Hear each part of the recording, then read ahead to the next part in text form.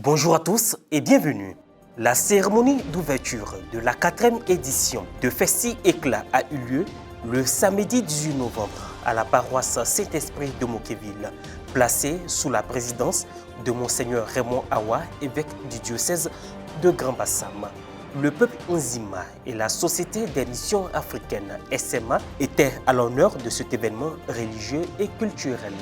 Détail dans un instant. Cette année, c'est la paroisse Sacré-Cœur de Ndossi dans le diocèse d'Agboville qui a abrité la commémoration religieuse de la 27e édition de la Journée nationale de la paix. À cette occasion, nous avons interviewé plusieurs personnes. L'essentiel de leur message dans cette édition.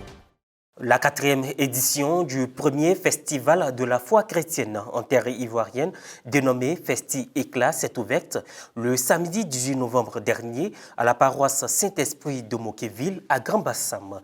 Né du grand jubilé des 125 ans de l'évangélisation de la Côte d'Ivoire, ce festival qui se déroule sur 2 jours renferme un musée de l'histoire de l'évangélisation, un marché religieux, un village gastronomique et un concert. Reportage Pierre Chemont, commentaire Morel Poti.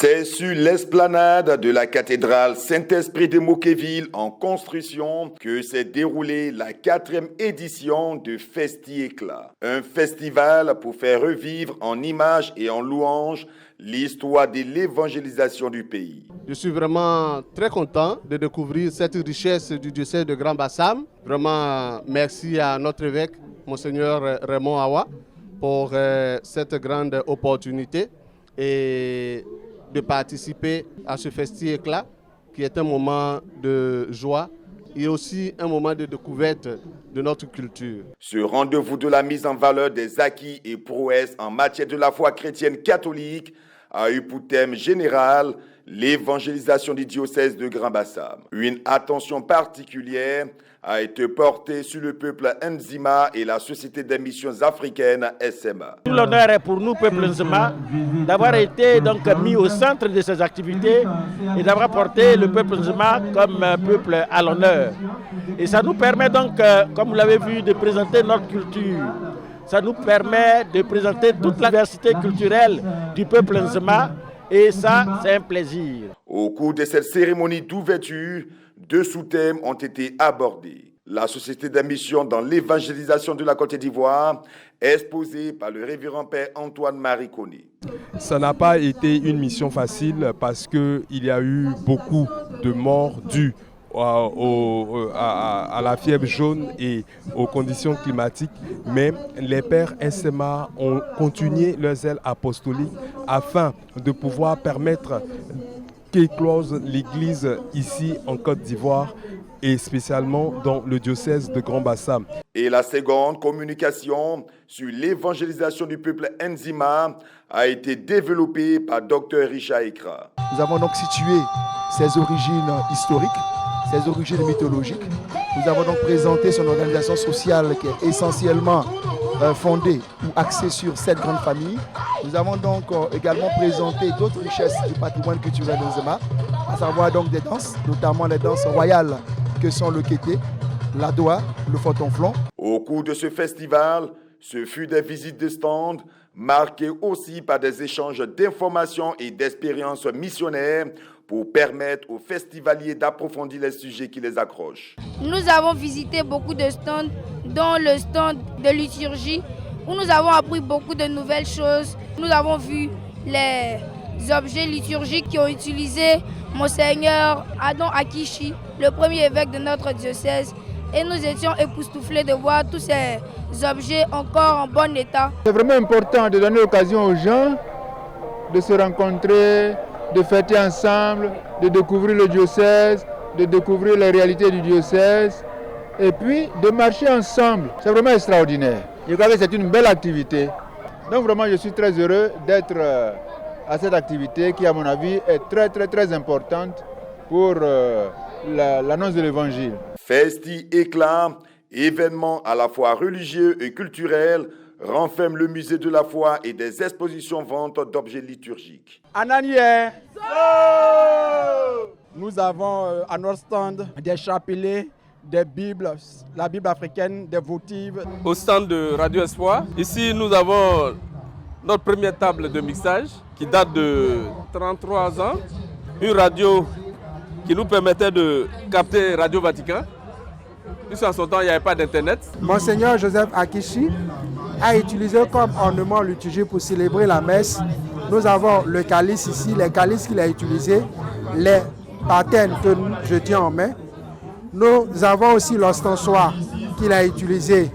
Et puis à l'intérieur aussi, la lunule. La première journée de cette 4e édition s'est achevée par l'activité Festi Éclat by Night avec un concert de la chanteuse Geneviève Brou. Alléluia!